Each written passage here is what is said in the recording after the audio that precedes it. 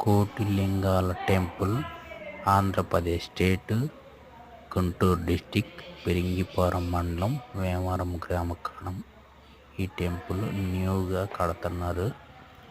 ఇంకొక ఇప్పుడు 3-4 సంవత్సరాలు 5 సంవత్సరాల నుంచి కడుతున్నారు. ఇంకొక 10 సంవత్సరాల్లో మరో శ్రీశైలం, మరో కోటయ్య కొండ.